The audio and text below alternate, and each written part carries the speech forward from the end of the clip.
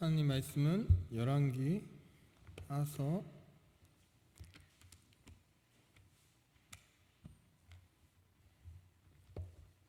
13장 말씀입니다.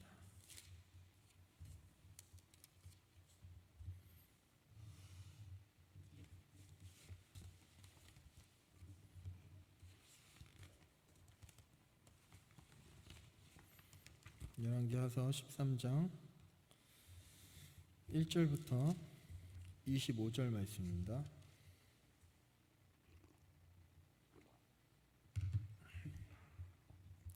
다 찾으셨으면 같이 합독하시겠습니다. 유다의 왕 아하시아의 아들 요아스의 제23년에 예후의 아들 여호아스가 사마리아에서 이스라엘 왕이 되어 17년간 다스리며 여호와 보시기에 악을 행하여 이스라엘에게 범죄하게 한 느밧의 아들 여로보암의 죄를 따라가고 거기서 떠나지 아니하였으므로 여호와께서 이스라엘에게 놓아사 늘 아람 왕 하사엘의 손과 그의 아들 베나다의 손에 넘기셨더니 아람 왕이 이스라엘을 학대함으로 여호아스가 여호와께 간구하며 여호와께서 들으셨으니 이는 그들이 학대받음을 보셨음이라. 여호와께서 이에 구원자를 이스라엘에게 주심에 이스라엘 자손이 아람 사람의 손에서 벗어나 전과 같이 자기 장막에 거하였으나 그들이 이스라엘에게 범죄하게 한 여로보암의 집의 죄에서 떠나지 아니하고 그 안에서 따라 행하며 또 사마리아의 아세라 목상을 그냥 두었더라. 아람 왕이 여호아스의 백성을 멸절하여 타작마당에 티끌같이 되게 하고 마병 50명과 병거 10대와 보병 10,000명 외에는 여호아스에게 남겨두지 아니하였더라. 여호아스의 남은 사적과 행한 모든 일과 그의 업적은 이스라엘 왕 역대지략에 기록되지 아니하였느냐. 여호아스가 그의 조상들과 함께 잠에 사마리아에게 장사되고 그 아들 요아스가 대신하여 왕이 되니라. 유다의 왕 요아스의 제37년에 여호아스의 아들 요아스가 사마리아에서 이스라엘 왕이 되어 16년간 다스리며 여호와께서 보시기에 악을 행하여 이스라엘에게 범죄하게 한 느밧의 아들 여로보암의 모든 죄에서 떠나지 아니하고 그 가운데 행하였더라. 요아스의 남은 사적과 행한 모든 일과 유다 왕 아마샤와 싸운 그의 업적은 이스라엘 왕 역대지략에 기록되지 아니하였느냐.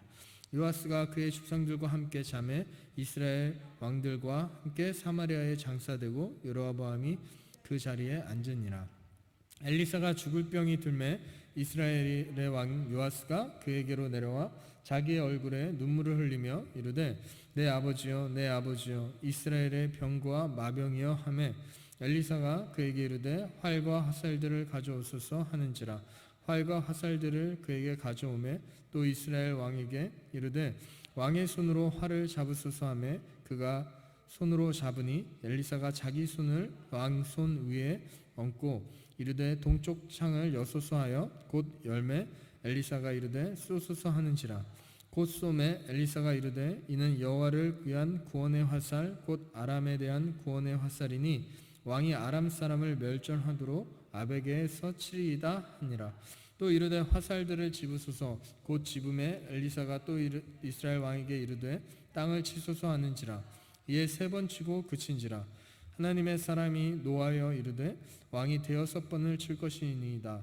그러하였더라면 왕이 아람을 진멸하기까지 쳤으리이다. 그런즉 이제는 왕이 아람을 3번만 치리이다 하니라.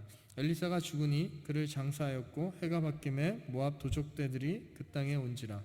마침 사람을 장사하는 자들이 그 도둑대를 보고 그의 시체를 엘리사의 묘실에 들이던짐에 시체가 엘리사의 뼈에 닿자 곧 회생하여 일었었더라.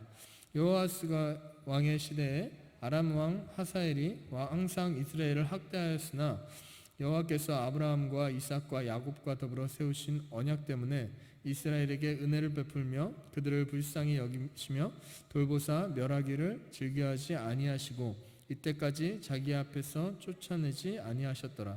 아람의 왕 하사엘이 죽고 그의 아들 베나닷이 대신하여 왕이 되매 여호아스의 아들 요아스가 하사엘의 아들 베나닷의 손에서 성읍을 다시 빼앗으니 이 성읍들은 자기 붙인 여호아스가 전쟁 중에 빼앗겼던 것이라. 요아스가 베나닷을 3번 쳐서 무찌르고 이스라엘 성읍들을 회복하였더라. 아멘. 오늘은 열왕기하 13장 말씀을 통해서 하나님께서 우리에게 하시는 말씀을 한번 살펴보려고 합니다. 13장을 보면 유다의 왕 아하시아의 아들 요아스의 제23년에 예후의 아들 여호아스가 사마리아에서 이스라엘 왕이 되어 17년간을 다스리며 이렇게 시작합니다. 지금 이게 열왕기를 보면 유다와 북이스라엘, 남유다와 북이스라엘이 나눠져 있기 때문에 어쩌다 가다 보면 남유다 왕 얘기를 하다가 또 북이스라엘 얘기를 하다가 그럼 서로 이제 그것이 헷갈리니까 남유다 왕 몇 년째, 북이스라엘 누구 왕 몇 년째, 남유다 몇 년째 이렇게 계속 나와요. 참 머리 아파요. 그죠? 이거 다 세서 적을 수도 없고. 그럼 그거는 누가 해주냐면 신학자들이 다 잘 정리해서 성경책이나 아니면은 그런 책자에 잘 정리해 놨더라고요. 나중에 그런 거 한번 보시면 좀 그런 걸 성경을 볼 때 그런 연대기를 보면 이게 이렇구나. 그냥 성경을 봐서 이해가 안 되는 것들이 그걸 보면서 여기 이렇게 써 있네. 이렇게 보면서 할 수 있어요. 그게 참 많이 도움이 되는 것 같아요. 지금 이 시대는 무엇이냐? 지금 이스라엘 왕으로 넘어갔어요. 저번에 22장에는 유다 왕의 이야기를 했죠. 그죠? 근데 지금은 이스라엘 왕의 이야기예요. 2절에 보면 여호와 보시기에 악을 행하며 이스라엘에게 범죄하게 한 느밧의 아들 여로보암의 죄를 따라가고 거기에서 떠나지 아니하였으므로. 여로보암은 누구죠? 여로보암은 북이스라엘의 초대 왕이죠. 어떻게 보면 그죠? 초대 왕이 여로보암이에요. 그 여로보암이 지었던 죄가 있는데 그 죄가 뭐예요? 뭘까요? 여로보암의 죄. 이 느밧의 아들 여로보암의 죄가 계속 많이 나오거든요. 열왕기에서도. 그 여로보암의 죄가 뭘까요? 별거 아니에요. 어떻게 보면 별거 아니에요. 근데 별거 아닌 게 아니기도 하죠. 예루살렘에 가서 예배드리지 못하게 한 죄예요. 예루살렘은 어디에 있어요? 유다에 있어요. 그러니까 유다는 작고 북이스라엘은 큰데 예루살렘은 어디 있냐면 유다에 있어요. 이들은 어디에서 예배드려야 된다고요? 예루살렘에서 예배드려야 돼요. 지금하고는 참 이해가 안 되죠. 그러나 그때는 예루살렘에서 예배드려야 됐어요. 요아스 얘기를 할 때, 유다왕 요아스를 얘기를 할 때도 뭐라고 그랬어요? 제가 유다에 산당들이 있다 그랬잖아요. 그죠? 그런 산당들이 있었어요. 그 산당들이 하나님을 예배하는 거였는 자리였긴 하였지만 사실은 그때 어디서 예배드려야 된다고요? 예루살렘에서 예배드리는 게 맞는 거였어요. 그러면 이스라엘 백성들도 북이스라엘 백성들도 하나님의 자녀이기 때문에 그죠? 하나님의 속된된 백성이기 때문에 어디로 가야 돼요? 예루살렘으로 가야죠. 그런데 예루살렘을 가려면 엄밀히 따지면 국경이 넘어서 가는 거예요. 거기에 가다 보면 어떤 내용이 있어요? 유다 땅을 밟게 되죠. 그러면 유다가 전통이라는 이야기를 많이 듣게 되죠. 그죠? 하나님 뜻이 무엇일까를 생각하게 되고 그러다 보면 인간이 생각하기에 뭐라 그래요? 우리가 잘 알아야 되는 건 사실은 여로보암도 하나님께서 세우셨어요. 그죠? 그런데 여로보암이 그 하나님께서 세우신 것을 붙잡고 나갔으면 되는데 그렇지 아니하고 자기의 욕심 때문에 인간적인 생각 때문에 누구나 다 그렇게 생각할 수 있는데 그 생각 때문에 예루살렘에 가지 못하게 하고 산에다가 산당을 세웠던 거죠. 예배의 처소를 세웠던 거죠. 우상을 섬기는 처소를 세운 게 아니라 하나님께 예배하는 그 예루살렘을 여기다가 세운 거예요. 자기 땅에다가. 그렇기 때문에 백성들은 예루살렘에 가지 못했죠. 하나님께서는 그것이 굉장히 큰 죄라고 계속 얘기하고 있어요. 만약에 여로보암이 백성들을 예루살렘으로 보냈다면 인간적으로는 다시 돌아오지 않을 것 같고 인간적으로는 다시 이스라엘 백성들이 유다로 합해질 것 같은 느낌이 들긴 하지만 그렇지 않고 하나님께서 지켜주셨을 거예요. 정말로. 그런데 여로보암은 그러지 않고 못 가게 합니다. 그리고 거기에서 예배를 드리게 합니다. 누구에게? 하나님께. 우리는 정말 잘 생각해야 되는 것은 성경에서 이들이 하는 행위가 뭐냐면 하나님께 드리는 행위예요. 예배예요. 산당에서 드린 것도 하나님께 드린 거고, 이 이스라엘 땅에서 드리는 것도 하나님께 예배하는 곳이에요. 그리고 예배하는 행위예요. 우상에게 절하는 행위가 아니에요. 그런데 하나님은 계속 왕들에게 말하기를, 네가 너무 잘했다, 우상을 멀리하고 우상을 다 무너뜨리고 그런 거 너무너무 잘했다라고 북이스라엘 왕에게도 얘기하지만 어디에서 떠나지 못했다고 얘기하냐면 여로보암의 죄에서는 떠나지 못했다라고 얘기해요. 너무너무 잘했고 너무너무 칭찬할 만한데 예루살렘에서 드리는 그 하나님께서 말씀하시는 계명은 지키지 못했다라고 얘기하는 거예요. 왜? 나 때문에. 그게 바로 인본주의고 그게 자기중심적인 사상이죠. 그죠? 왜? 백성들이 가면 어떻게, 여러분이 왕이라고 생각해 보세요. 백성들이 다 예루살렘에 가면 어떻게 하겠어요? 저 같아도 그럴 것 같아요. 걔들이 가서 안 오면 어떡하지? 반란을 일으키면 어떡하지? 이거 잘못된 거 나도 아는데 이거 잘못된 거 너무 잘 알면 어떡하지 그들이? 그죠? 여러 가지 생각이 들겠죠. 근데 제가 성경을 보면서 느끼는 것은 하나님의 방법은 우리의 고정관념뿐만이 아니라 우리의 사고, 우리의 생각, 지식 그 방법을 넘어서더라고요. 내가 생각하기에는 이렇게 하실 것 같은데, 내가 생각했으면 이게 최고의 방법인 것 같은데, 근데 결론적으로 보면은 하나님께서는 전혀 다른 방법으로, 전혀 다른 루트를 통해서 더 좋게 해결하시는 것을 우리는 삶 가운데서 많이 느껴요. 그죠?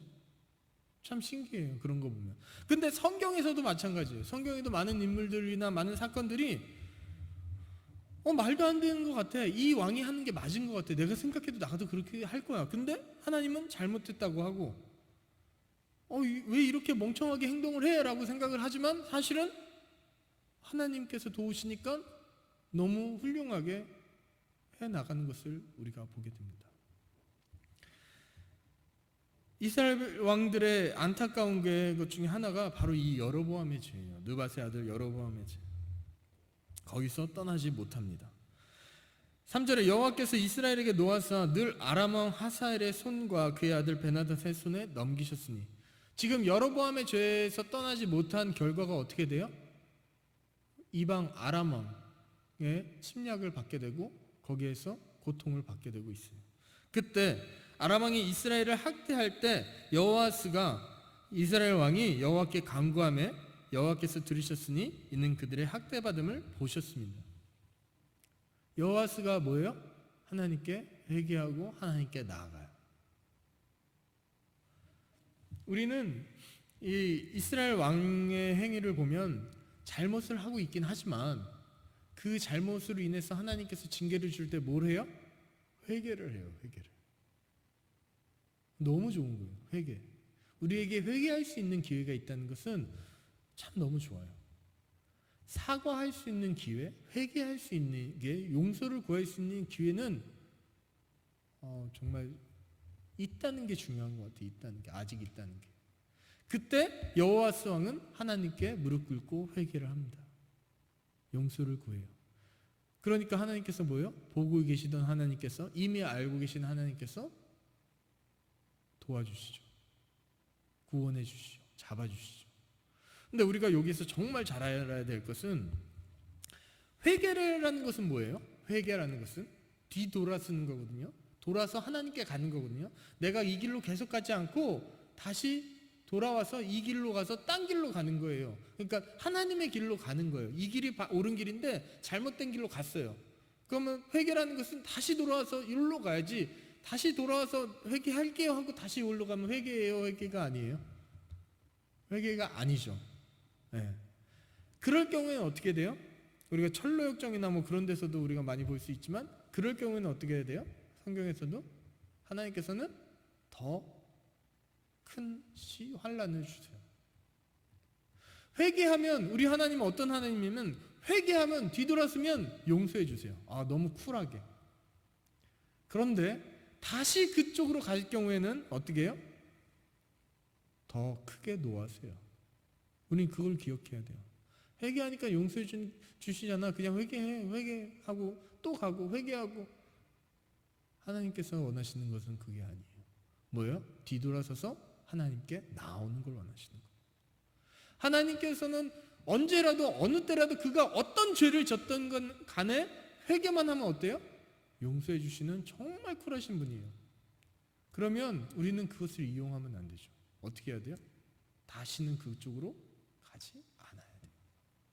만약에 가면 이스라엘 왕들이 자꾸 그랬어요. 회개를 해서 너무 잘했어. 그런데 또 죄를 져요. 또 그 죄를에서 벗어나지를 못해요. 그러다 보니 이스라엘은 결국 망하게 되죠. 만약에 그렇지 않았다면 어떻게 됐을까라는 생각을 저는 항상 하게 되는데, 정말 우리가 하나님 앞에서 회개했다면, 저는 여러분에게 다시 한번 말씀드리고 싶은 것이, 회개했다면 다시 그 길로 가지 마시기 바랍니다. 제발 가지 마시기 바랍니다. 더 큰 환난이 있습니다. 더 큰 어려움이 있습니다. 5절에 보면 여호와께서 이에 구원자를 이스라엘에게 주심에 이스라엘 자손이 아람 사람의 손에서 벗어나 전과 같이 자기 장막에 거하였습니다. 여호와스의 기도를 하나님께서 들어주신 거죠. 그들이 이스라엘에게 범죄하게 한 여로보암의 집의 죄에서 떠나지 아니하고 그의 안에서 따라 행하며, 또 사마리아에 뭐가 세워요? 아세라 목상을 그냥 두었다. 제가 저번 그 12장을 수요일날 이제 설교하면서 말씀드렸던 것이, 요아스가 산당을 제거하지 않았는데, 그 산당을 제거하지 않은 것은 그 산당을 통해서 우상을 섬기는 일들이 결국은 나타나게 돼요. 원래는 우상 섬기는 곳이 아닌데도 불구하고. 마찬가지로 지금 여로보암의 죄는 뭐예요? 하나님을 섬기는 거지 우상을 섬기는 죄가 아니에요. 그런데 다만 뭐예요? 하나님께서 명령하신 예루살렘에 가지 않은 죄예요. 이들은 우상이라고 생각했을까요? 안 했을 것 같아요. 여러분은 어떻게 생각해요? 하나님을 예배하면 되지, 어디서든. 지금은 이 시대와 달리 예루살렘에 가지 않아요. 교회에 오죠. 그죠? 그런 그 문화를 가지고 있는 우리가 이 성경을 봤을 때 이해가 되지 않을 수가 있어요. 그러나 이 시대에, 예루살렘에 모이라고 했던 이 시대에 그곳에 가지 아니하고 새로운 예루살렘을 나름대로 그 왕이 만들어서 예루살렘에 가지 못하게 하나님을 섬기는 곳을 만들었는데, 그곳에 예배한 이들이 결국은 뭐예요? 그 죄를 떠나지 않으냐 하니까 우상을 안패하잖아요. 우상을 섬기게 되잖아요. 아세라 목상이 있다는 것은 뭐예요? 그것을 섬긴다는 얘기예요. 목상이 왜 있겠어요? 만약에, 그죠? 목상이 왜 있겠어요? 섬기니까 있겠죠. 집에 그런 우상들을 놓는 거 왜 놓겠어요? 일본에 저 안 가봤지만 일본에 가면 엄청 많이 있다는데 왜 낳겠어요? 섬기니까 그렇죠. 우리나라도 토속신앙에서 뭐 걸어놓고 뭐 하고 왜 있어요? 섬기니까 있죠. 이 시대 문화와 지금은 우리는 문화가 너무 다르긴 하지만, 우리가 하나님을 예배한다고 하면서도 허용하는 것들이 하나 늘어나기 시작하면 결국 우리는 어떻게 돼요? 우상의 문화와 하나님의 문화를 분간하지 못하게 되고, 어느덧 그 우상의 문화가 우리 안에 들어와 버린다는 거예요. 진짜로. 코로나19로 지금 예배의 모습이 많이 바뀌어졌잖아요. 그렇잖아요. 새서만교회는 계속 예배를 드리긴 했지만 많은 부분이 실시간으로 영상을 드리는 분들이 많아졌었고, 그죠? 지금 대형 교회들은 문을 닫고 가정 예배를 드리는 경우가 많아요. 어쩔 수 없는 상황이었어요. 그러나 그것이 문화가 되고 그것이 진리가 되어 버리면 어떻게 되겠어요? 결국은 그것을 통해서 죄가 들어올 수밖에 없어요. 그것이 잘 됐다 잘못됐다가 아니라 잘 하려고 했던 거지만 그것을 통해서 어떻게 보면 죄가 더 들어올 수도 있다는 거예요. 우리는 깨어 있어야 돼요. 깨어 있지 못하면 어떻게 돼요? 좀 더 자자 좀 더 졸자가 되는 거예요. 앉으면 쓰면 앉고 싶고 앉으면 눕고 싶고 누우면 자고 싶고 그렇게 되는 거예요. 게으른 자가 되는 거예요. 우리는 열왕기 말씀을 통해서 우리의 상황을 잘 한번 비교해 보시기 바랍니다. 아람왕 7절에 아람왕이 여호아스의 백성을 멸절하여 타작만하게 티끌같이 되게 하고 마병 50명과 병거 10대와 보병 10,000명 외에는 여호아스에게 남겨두지 아니하였더라. 지금 어떻게 됐어요? 하나님께서 구원자를 통해서 구원해 주셨어요. 여호아스를, 이스라엘을, 북이스라엘을. 근데 그들이 여로보암의 죄에서 떠나지 못하고 결국은 아세라 목상까지 놔두니까 아람왕을 통해서 어떻게 해요? 더 크게 치시죠. 지금 이것밖에 안 남기고 다 멸절했어요. 티끌과 같이. 여호아스의 남은 사적과 행한 모든 일과 그의 업적은 이스라엘 왕 역대지락에 기록되지 아니하였느냐. 여호아스가 그의 조상들과 함께 잠에 사마리아에서 장사되고 그 아들 요아스가 대신해서 왕이 되니라. 우리는 유다 왕 요아스를 봤는데 지금 여기는 이스라엘 왕 요아스입니다. 똑같은 이름이 있는 경우도 있어요. 그죠? 네, 있어요. 헷갈릴 수도 있는데 지금 오늘 말하는 요아스는 이스라엘 왕 요아스입니다. 유다의 왕 요아스가 37년, 여기는 유다 왕이죠. 그죠? 그때 여호아스의 아들 요아스가 사마리아에서 이스라엘 왕이 되어 16년간 다스리며 여호와께서 보시기에 악을 행하여 이스라엘에게 범죄하게 한 느밧의 아들 여로보암의 모든 죄에서 떠나지 아니하고 그 가운데 행하였다. 요아스는 어땠다고요? 여로보암의 죄에서 떠나지 않았다. 악을 행하여. 요아스의 남은 사적과 행한 모든 일은 유다 왕 아마스야와 싸운 그의 업적은 이스라엘 왕 역대지락에 기록되지 아니하였느냐. 그러면서 요아스가 죽고 그의 아들 여로보암이 그 자리에 앉게 됩니다. 여로보암은 또 우리가 누구예요? 북이스라엘의 초대 왕이에요. 근데 여기는 또 여로보암이 나와요. 그죠? 똑같은 이름이 자꾸 나와요. 그냥 헷갈리려 하지 마세요. 이 여로보암 2세라고 이제 이름을 그렇게 지었던 거죠. 그래서 결국 요아스는 여로보암의 죄 때문에, 그죠? 여로보암의 죄 안에서 있다 보니까 결국은 악을 행하다가 죽게 됩니다. 16년밖에 다스리지 못하고. 유다 왕 요아스는 어떻게 되죠? 우리가 봤을 때 유다 왕 요아스는 40년인가요? 그죠? 그렇게 통치하면서 하나님께서 기뻐하시잖아요. 왜? 하나님의 말씀대로 행했으니까. 그러려고 노력했으니까. 물론 그가 잘못한 것도 있어요. 그러나 지금 이스라엘 왕 요아스는 그 악에서 떠나지 아니하니까 결국 오래 통치한 사람들을 보면 하나님 안에 있을 때는 오래 통치해요. 유다 왕 요아스도 하나님 안에 있을 때는 정말 백성들을 잘 따르고 오래 통치했어요. 근데 하나님 안에서 벗어남과 동시에 어떻게 해요? 죽게 되는 거예요. 그런 일들이 일어나요. 실제로 열왕기서를 보면.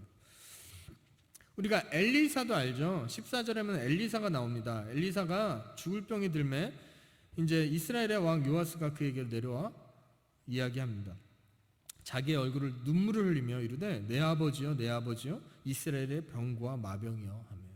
그러니까 이 말만 들어봐도 요아스가 엘리사를 엄청나게 의지했다는 것을 볼 수 있겠죠. 요아스는 무슨 왕이라고요? 악한 왕, 여로보암의 죄에서 벗어나지 못한 왕. 그런데도 불구하고 누구한테? 엘리사에게 의지했어요. 엘리사는 누구예요? 하나님의 선지자예요.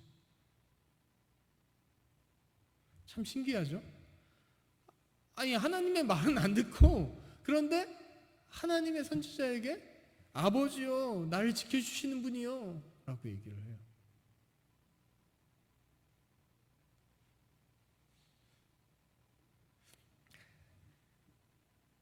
하나님의 께 섬기는 모습, 어떻게 보면 엘리사에 대한 그런 신뢰감이 있는 요아스 왕도 뭐예요? 하나님 앞에 죄를 짓고 있었어요.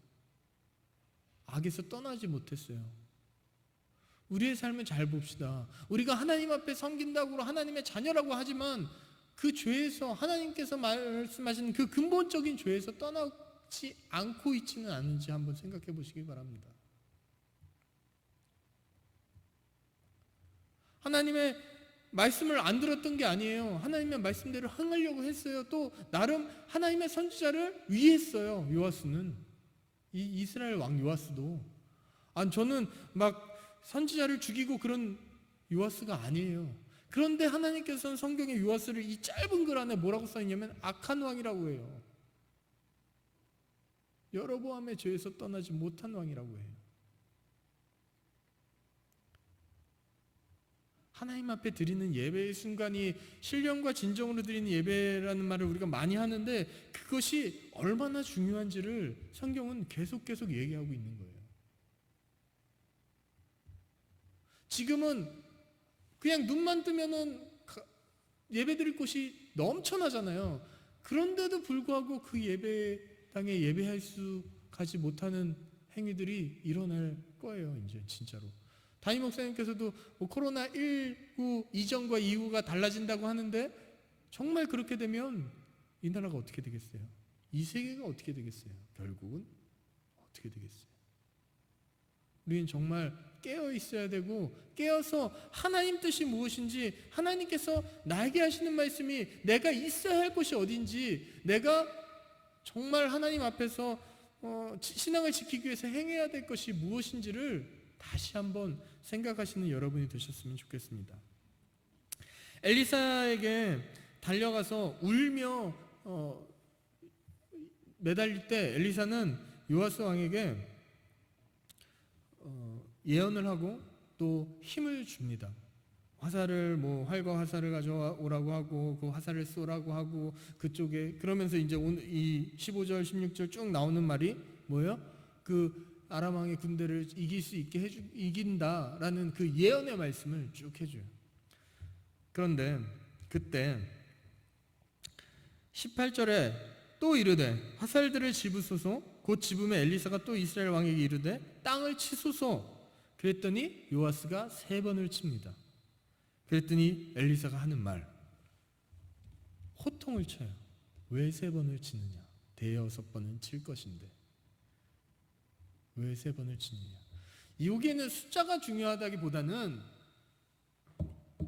그냥 3번이 아니라 그냥 이런 3번 느낌이고, 엘리사가 말하는 그 대여섯 번은 이런 느낌인 거예요. 숫자 느낌이 아니라 뭐예요? 이 엘리사가 말하죠. 19절에 왕이 아람을 진멸하기까지 쳤으리이다. 왕이 아람을 진멸하기까지 쳤으리이다. 지금 3번 쳤으니까 이러겠지만 이렇게 대여섯 번을 쳤으면 아람을 완전히 승리했을 것이다. 그런데 3번 쳤으니까 어떻다고요? 3번만 승리한다 라고 예언을 해요. 3번만 승리할 것이다.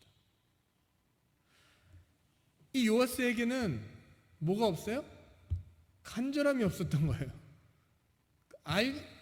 선지자의 말을 들었고 그 말에 엄청난 능력이 있는 것을 알고 있었어요. 근데 거기에서 끝나고 그냥 치라니까 치는 거예요. 수동적으로. 근데 만약에 간절함이 있으면 어떻게 하겠어요? 여러분 같으면 막 치겠죠. 지금 뭘 보여줬어요? 화살을 쏘니까 진멸한다라는 얘기를 해줬잖아요. 그럼 그 다음에 이거 치라 그랬으면 여러분 어떻게 치겠어요? 그렇죠? 맞히겠죠. 엘리사가 말하는 게 그거예요. 하나님께서 여러분에게 또 이 요아스 왕에게도 주려고 해도 이들은 뭐예요? 그 마음이 없는 거예요. 그러니까 받을 것도 지금 못 받고 있어요. 승리를 하나님께서 주시려고 했는데 결국은 요아스가 3번 치니까 결국 오늘 13장에도 아람 왕을 딱 3번만 이겨요. 딱 3번만 이겨요. 3번만 이기고 맙니다. 참 엘리사와 엘리야의 모습을 봐도 참 대단해요. 엘리사가 지금 요아스가 이렇게 섬기고 있는 걸만 봐도 엘리야의 모습과 엘리사의 모습 거의 비슷하게 이제 사람들이 인식을 하잖아요. 그만큼 하기 위해서는 엘리사가 얼마나 하나님 앞에 매달렸고 얼마나 하나님의 사역에 집중해서 했는지 우린 너무 그냥 뭐 짐작할 수 있겠죠. 그죠? 그런 엘리사예요. 근데 요아스의 행위가 엘리사의 성에는 지금 안 차는 거예요. 간절함이 없다라는 거예요. 간절함이 없다고 생각을 하는 거예요. 결국은 요아스는 하나님의 사람을 섬기기도 하고 그 말씀에 순종도 하고 그 호통에도 지금 왕이잖아요. 요아스는 왕이에요. 그리고 엘리사는 노인이에요. 선지자기는 하지만 그런데 지금 호통을 쳐도 아무 말도 못할 정도로 권위가 있는 거예요. 엘리사에게는 어떻게 보면 그죠? 요아스는 그 권위를 인정하고 있어. 그럼에도 불구하고 요아스는 3번만 쳐서 결국은 진멸시키지 못합니다. 3번만 이깁니다. 딱 3번만 이겨요. 오늘 본문 말씀에 보면 베나닷 손에 성을 다시 빼앗는데 요아스가 전쟁 중에 빼앗던 것을 다시 뺐죠. 그때 요아스가 베나닷을 3번 쳐서 무찌르고 이스라엘 성읍들을 회복했다라고 나와요. 3번 쳐서. 어디요? 지금 땅을 3번 친 이것 때문에. 결국 이것 때문에. 이방인들도 안 믿는 사람도 하나님의 말에, 하나님의 사람의 말에 귀를 기울입니다. 그리고 오히려 어떻게 보면 더 그 믿음을 가질 때가 있어요. 그리스도인 여러분은 더 하나님의 뜻이 무엇인지 귀담아 들으셔야 되고 순종하셔야 됩니다. 간절함이 있다면 엘리사의 모습만 봐도 엘리사가 엘리야 밑에서 엘리야를 붙잡고 그 어떻게 보면 엘리야의 능력을 하나라도 받고 싶어서 막 열정 있게 가는 모습을 보잖아요. 사람들은 엘리야가 승천한 다음에 엘리야를 찾지 않아요. 엘리사를 찾아요. 그거는 쉬운 일이 아니에요. 정말 쉬운 일이 아니에요. 그런데 그렇게 돼요. 왜? 엘리사에게 그런 능력이 있었으니까. 그런 능력을 사람들이 보았으니까. 지금 요아스 왕도 엘리사에게 가서 말하잖아요. 아버지여 이스라엘 병과 마병이요 우리를 지켜주신 엘리사요 라는 거예요. 꼭 하나님한테 얘기하는 것 같아요. 엘리사도 엘리야가 갈 때 엘리야한테 이렇게 말했죠. 그죠? 아버지요. 그 똑같이 이렇게 되잖아요.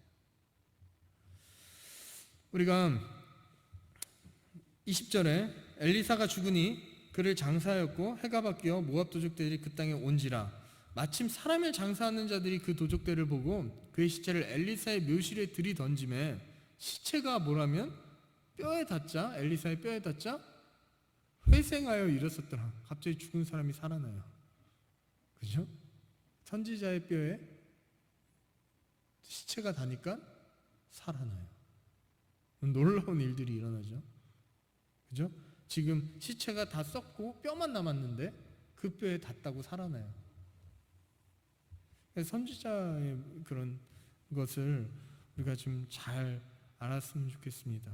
정말 하나님께서는 이 엘리사의 그 뼈에 닿는 것을 통해서 우리가 우리의 이제 부활의 신앙에 대한 것도 예언을 하긴 하지만 정말 이것이 얼마나 중요한지도 우리가 한번 생각해 봐야 될 것 같습니다. 22절에 여호와스 왕의 시대에 아람 왕 하사엘이 항상 이스라엘을 학다였으나 여호와께서 아브라함과 이삭과 야곱에게 세우신 그 언약 때문에 이스라엘을 멸하지는 않으세요. 참 이 13장을 내용을 보면 전체를 보면 하나님께서 이스라엘 백성이나 이스라엘 왕이나 유다나 멸하지 않으시고 어떻게 보면은 그 백성이 잘 하나님의 그 말씀 안에서 양육되기를, 또 하나님의 뜻 안에서 바른 길을 가기를 바라시는 것을 우리는 볼 수 있어요. 그런데 그들은 그 아주 근본적인, 어떻게 보면 기본이 되는 죄에서 벗어나지를 못하는 거예요. 잘하려고 이거 안 하고 이거 하고 하는데 기본 여기에서 떠나지를 못하는 거예요. 그렇게 하다 보니까 또 죄가 되고, 죄가 죄를 낳고, 죄가 죄를 낳아서 결국은 죄의 길로 가게 되는 거죠. 우리는 담대하게 이것이 하나님 뜻이 아니다 하면 돌아서야 되는 그런 담대함을 가져야 됩니다. 내가 생각해 이걸 내가 돌았으면 나한테 이런 손해가 입을 것 같은데, 이러면 내가 너무 불편하잖아, 힘들잖아. 사실은 우리가 돌아서지 못하는 가장 큰 이유가 그거예요. 누가 이렇게 볼까?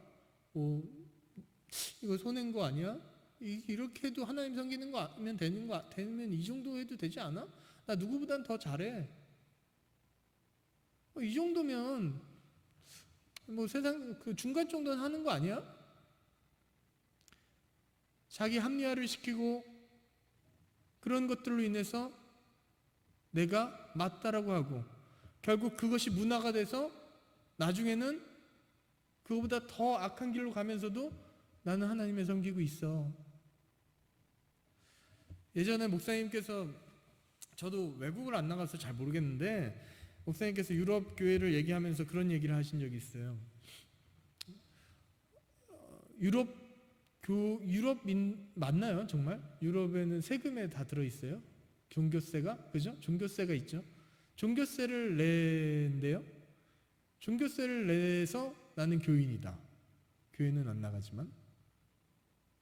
여러분의 듣기에 어떻게 생각하세요? 웃죠. 그리고 만약에 여러분의 어렸을 때 다니는 20년 전만 해도 우리는 그것이 돌맞을 행위였어요. 어떻게 보면 욕먹을 행위였어요. 그런데 좀 지나 보세요. 우리나라도 그렇게 될 수 있어요. 잘못되면. 물론 종교세를 하기 위해서는 나라의 국교가 되고 그런 것도 있어야 되겠지만, 그것까지는 아니어도 그럴 수 있어요. 좀만 나가보세요. 이제는 온라인 헌금이 당연하듯이 돼버렸어요. 나 온라인 헌금 누구보다 많이 하고 있는데? 라는 말이 나오겠죠. 안 나올 것 같아요? 분명히 나옵니다. 정말 나옵니다. 왜? 점점 우리는 어디로 가는 거예요? 죄악의 길로 가는 거예요. 그것이 나쁘다라고 저는 얘기하는 것이 아니에요. 물론 상황이나 이런 것에서 그런 것들이 필요합니다. 그러나 중요한 것은 우리가 허용한 거지, 그것이 우리의 신앙이 되어버리면 안 된다는 거예요. 유다에서도 상당히 그 당시에 예루살렘에서 예배드리지 못할 때는 필요했죠. 왜? 예배드릴 공간이 필요했고 예배를 드리는 것이 중요하니까. 근데 예루살렘의 성전이 있는 다음에는 상당히 사실은 없어져야 되는데 유지하고 있잖아요. 그리고 예루살렘 성전으로 가야 되는데 그것이 다른 나라 국경이 되어버리니까 어떻게 해요? 예루살렘 성전이다 하고 여기다가 금신상을 생기고 그렇게 만들잖아요. 하나님이다. 시내산에서도 아론이 금신상을 만들잖아요. 하나님이, 저는 진짜 그게 너무 안타까운 게, 하나님이라고 하고 만들지 신상이라고 하고 만들지 않아요. 그건 하나님이에요. 걔네들이 섬기기에는. 그러면은 우리는 그렇게 아니니까 아니라고요? 아니요, 우리도 그렇게 하는 것이 있습니다. 그리스도인이에요, 예배드리고 있어요 하면서 실제적으로 우리의 삶은 신앙에서 멀어지고 있을 수도 있어요. 저부터 여러분도 마찬가지로 그럴 수 있어요. 근데 그것이 지금은 괜찮을지 몰라도 하나, 둘, 셋 하다 보면 결국은 나도 모르게 정말 말도 안 되는 곳으로 갈 수도 있습니다. 죄 가운데로. 제가 수요일 날도 말씀드렸는데, 제 어렸을 때 신앙하고 지금의 신앙하고 저는 많이 달라요. 왜 다르냐면, 문화가 바뀌었고 환경이 바뀌었어요. 그 당시에서 제가 그 시대로 딱 다시 가서 지금의 제 모습을 보면 때려주고 싶어요. 여러분이 한번 생각해 보세요. 여러분의 신앙이 어떻게 변화되고 있는지. 지금 딴 사람 말고요, 다른 나라 말고요, 내 신앙이 여러분의 젊었을 때, 어렸을 때의 신앙과 지금 현재의 신앙과 어떻게 다른가? 아마 많이 바뀌었을 거예요. 많이 편해졌을 것이고요. 많이 갇혀 있지 못하고 자유분방해졌을 거예요. 많이. 정말로. 옛날 고립 때 이야기지만, 고립 때 모습이지만, 그 처음 우리 기독교 들었을 때 사진을 보면 뭐예요? 삿갓 쓰고 막 정말 단정하게 예배드리는 모습, 우리는 그 사진을 볼 수 있잖아요. 선교 센터나 뭐 그런 데 보면. 지금 그런 모습 찾기 어려워요. 물론 나름 우리 준비하고 하지만 그때 그런 열정과는 비교가 안 되는 것 같아요. 비교가 안 될 정도로.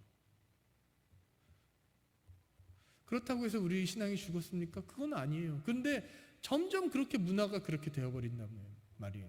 그러면 그럴수록 우리가 신경을 써야 될 게 뭐냐면 내가 하나님 앞에 바로 서 있냐예요.